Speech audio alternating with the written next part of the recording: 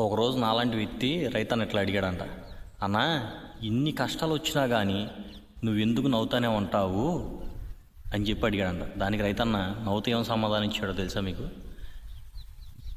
చిరునవ్వుతో, మనం పాతిపెట్టే విత్తనం కూడా చీకటిలోనే ఉండిద్ది, కానీ అది చీకటిని దాని మొక్కగా మారుస్తుంది. మన జీవితం కూడా, మన వచ్చే కష్టాలు కూడా అలాంటివే.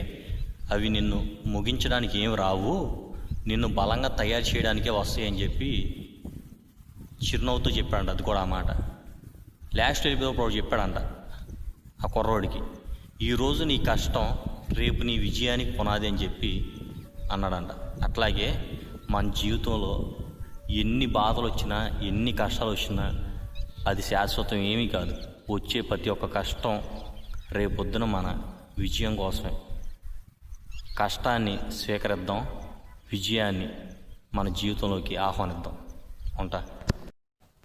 ఒకరోజు నాలాంటి వ్యక్తి రైతన్న ఇట్లా అడిగాడంట, అన్నా ఇన్ని కష్టాలు వచ్చినా కానీ నువ్వెందుకు నవ్వుతానే ఉంటావు అని చెప్పి అడిగాడంట. దానికి రైతన్న నవ్వుతూ ఏం సమాధానం ఇచ్చాడో తెలుసా మీకు?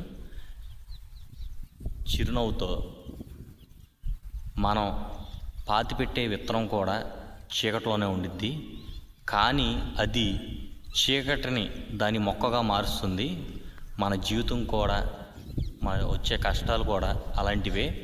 అవి నిన్ను ముగించడానికి ఏం రావు, నిన్ను బలంగా తయారు చేయడానికే వస్తాయి అని చెప్పి చిరునవ్వుతో చెప్పాడంట. అది కూడా ఆ మాట లాస్ట్ ఎపిసోడ్ చెప్పాడంట ఆ కుర్రోడికి, ఈరోజు నీ కష్టం రేపు నీ విజయానికి పునాది అని చెప్పి అన్నాడంట. అట్లాగే మన జీవితంలో ఎన్ని బాధలు వచ్చినా, ఎన్ని కష్టాలు వచ్చినా అది శాశ్వతం ఏమీ కాదు. వచ్చే ప్రతి ఒక్క కష్టం రేపొద్దున మన విజయం కోసమే. కష్టాన్ని స్వీకరిద్దాం, విజయాన్ని మన జీవితంలోకి ఆహ్వానిద్దాం. ఉంటా.